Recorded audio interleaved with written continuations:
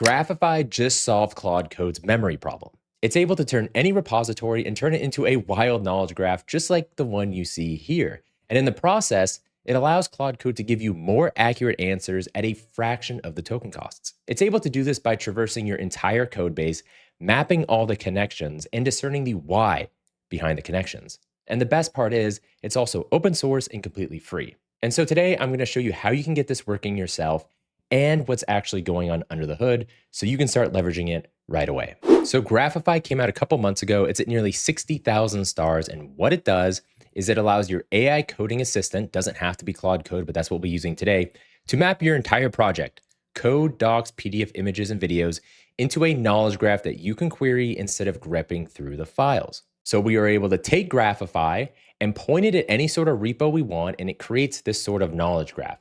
The reason we care about this is when we create a knowledge graph, it allows Claude Code to more easily answer questions about that repository because everything's already mapped out. It's very clear how A connects to B, how B connects to C, and why those connections matter. This is in contrast through grepping through files, which is how AI coding assistants like Claude Code normally work. Kind of a simplistic analogy, but it's as if it's just doing Control F and trying to search for it versus having a clearly mapped out path of how everything's going, right? This gives Claude Code a map, while grepping through files doesn't at all. So because of that, it costs less tokens to get more accurate answers with something like Graphify. Now, how significant are those token savings? Well, some people are claiming up to 70x, which I found to be a little on the high side. And as you'll see when we demo it today, it's a bit lower than 70x, but still significant.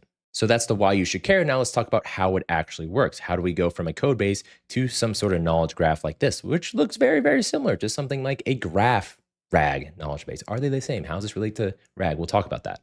Well, the way it works is through 3 different passes. On the first pass, we are looking at the code structure, and this is completely free. Everything you see right here, this is just through pass 1. This is deterministic. This is an AI doing a guessing game. It is literally going through the code itself and saying, this piece of code relates to this second piece of code. And that's literally how the code base is written out. These are established connections. As it says here, a tree sitter parses your code files and extracts classes, functions, imports, call graphs, and inline comments. This runs locally with no LLM involved. On pass number 2, it's looking at video and audio, if those files exist at all. And if they do exist, they're going to be transcribed with faster Whisper. And so once they're actually broken down into text, they will also be injected into the knowledge graph. Lastly, it does a third pass on docs, papers, and images. So if your code base includes things that isn't true code, whether that's just like PDF files, documentations, images, whatever, this gets hit on pass number 3. And this is where the large language model actually comes in and does some sort of like semantic analysis, AKA, what does this document actually mean and where should it fit in this larger knowledge graph? This third pass is kind of similar without true embedding to what a RAG system does. Once it does all that, it then begins to create the actual knowledge graph itself. It goes into a little bit more technical detail in here, but all you need to understand is it's going to create nodes, which are these little circles, right? Each one of these circles is a node.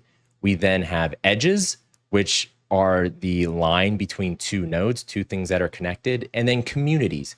Communities are simply large groupings of nodes that are similar in nature. What you see here are 486 communities. So that's kind of the overview of how the data is actually extracted and turned into a graph. And remember, we care about turning into a graph because for all intents and purposes, it's a map to Claude Code so it can more quickly answer questions. Now, you probably have a few questions at this point. 1, what if there is no code structure? What if I'm pointing it at a repository full of markdown files? It's just like a bunch of documents that I want to create a knowledge graph of and I don't want to go full RAG. Can I do that? Yes. In fact, you can actually turn it into an Obsidian Vault through Graphify. We'll talk about that a little bit at the end. The second question you probably have is, yeah, this actually does look super similar to something like GraphRag. What's actually the difference and when should I use one or the other? Well, the biggest difference between Graphify and a GraphRag system like LightRag or RAG Anything or Microsoft GraphRag is really going to be the embeddings, right? Graphify isn't using any embedding system whatsoever. The second biggest difference is the use cases. So Graphify is best and we get the most out of it when we're talking about code bases. But if we see some sort of huge repo, whether it's a new one or one we've been working on, and we want to figure out how it's wired, Graphify is perfect for that. GraphRag, on the other hand, is great for something that's more unstructured. Let's say you have tens of thousands of documents that are all PDF files or Markdown files, and you just want to ask about them. Imagine they're all policy documents and you're asking like, what does the policy say about X, right? It could be anywhere amongst any of these documents. They aren't necessarily connected. It's very unstructured. That's where graph RAG, or really any RAG system, shines.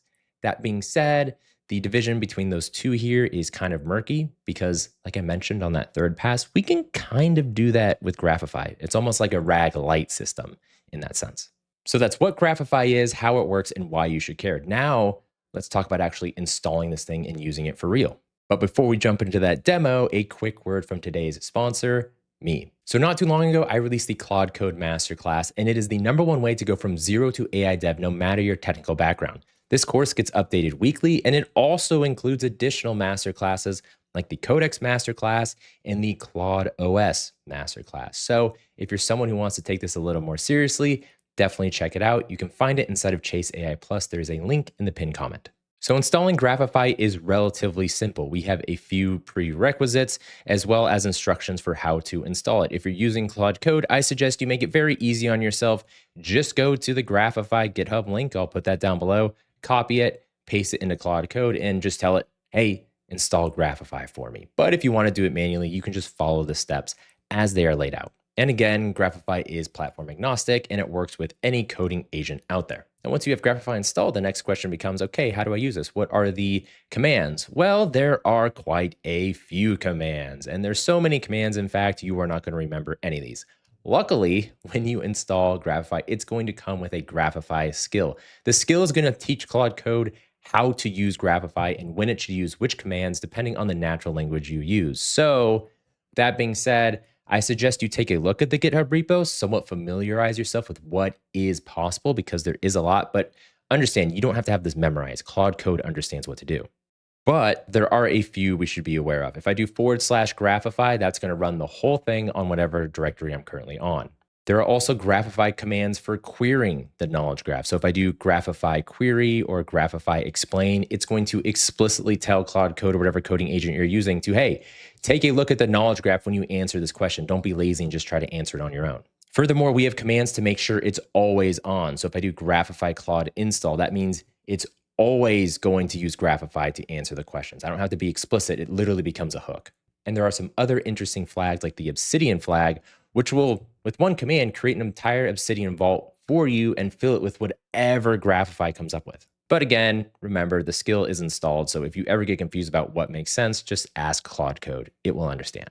So now let's actually run this. For the demo, we are going to be pointing Claude Code at OpenDesign, which is a relatively large code base. If you never used OpenDesign, it's essentially Claude Design, but open sourced. So I've cloned it on my machine and I'm going to open Claude Code inside that directory. So we're inside the directory and all I'm going to do is /Graphify and then dot. It's now going to run Graphify on this entire folder. So after running for 6 minutes, this is what we got. It took a look at 203 files. It got 1,907 nodes, 3,447 edges, and 109 communities.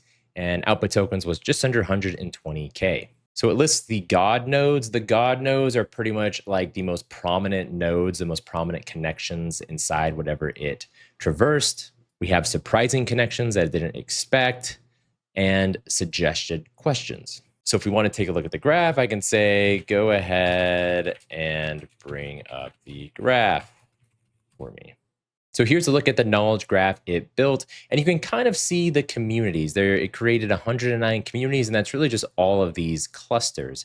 As we scroll in on them, we can see the nodes, which are the actual dots, and then the edges are the connections between them. When I click on the node, you can see over here on the top right, it's type, so it's a code node, it's community, it's source, as well as its neighbors. But remember, as cool as this visualization is, and it does look neat, the real value here isn't the knowledge graph. Like, this is cool looking, but the actual value is the fact that now we have handed Claude Code a map to the OpenDesign repository, and I can now ask questions about it and get accurate responses. So what we'll test now is we'll ask it a question about something to do with the repo, and we're going to have it use Graphify, so have it actually use the knowledge graph. And then we'll ask pretty much the same question, not using Graphify. So just have it like grep the answer, and we'll take a look at what the token difference looks like.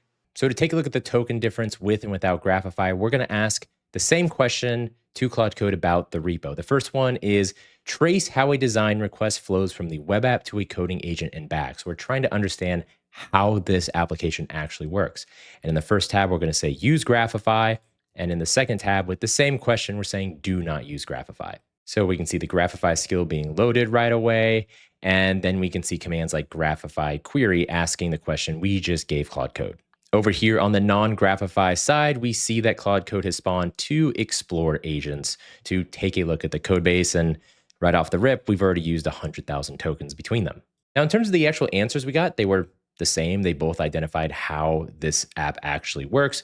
But with the non-Graphify version, we needed to run those Explore agents. So we were looking at about 150,000 tokens, give or take, with the Explore agents, plus an additional 50,000 tokens on the main session. So about 200,000 tokens total, versus over here on the non-Graphify version, we only used about 80,000. So about 40% of the total cost of the non-Graphify, which is significant savings. Now, since this non-Graphify version has now sort of crawled through the repo itself, if I ask additional questions, the token cost won't be as off. However, since we have the knowledge graph built, whenever we want to ask questions about it via Graphify, well, we're not going to have to deal with that token cost of going through it again and again. And that kind of leans into the whole memory piece. Like, we've built it out already. We can always query it for cheap. Now, the question then becomes, if this is a living, breathing repo, what happens when we make updates to the repo? Will this knowledge graph also be updated? Well, the answer is yes. We see this spelled out in the workflow in the README. If we run Graphify hook install, it's going to auto rebuild after each commit. And that is the AST only. There's no API cost associated with that. It's literally just looking at what actually changed, what is it now connected to, and it rebuilds that tree, but it's at no cost to you. Like, this is all done in a deterministic way. Furthermore, this also works in a team setup. So if you had 2 devs working on the same repo in parallel, it also deals with that situation. So in the end, you get this persistent yet living map of whatever repo you want that you can give the Claude Code so you can get more efficient answers. And lastly, we hinted at it a little bit here with the Obsidian flag. We can do all of this with a repo that is not code-based. It's a little bit different, and we are actually going to do that in another video where we drill down on Graphify and Obsidian and sort of what that connection looks like. But just understand, we aren't pigeonholed into code only. This is a pretty flexible tool. But that is where I'm going to leave you guys for today. I think this is a really cool tool. And when you look at the spectrum of sort of these like memory adjacent applications and plugins that we can use alongside things like Claude Code and Codex, I think Graphify sort of falls somewhere in between Obsidian and a true RAG system. And I think that's great. The more options we have, the more tools we have at our disposal, the better we can choose the right one for the job. We don't have to only use Obsidian. We might not just be doing something in Markdown, and we don't have to go crazy and generate some huge RAG infrastructure. This is, again, it's a cool little middle ground that I think is worth exploring. So, as always, let me know what you thought. Make sure to check out Chase AI Plus if you want to get your hands on the Claude Code Masterclass. Speaking of Obsidian, I'm actually going to be running a free live webinar next week about Obsidian and Claude Code. I'll put a link to that down there as well. And besides that, I'll see you around.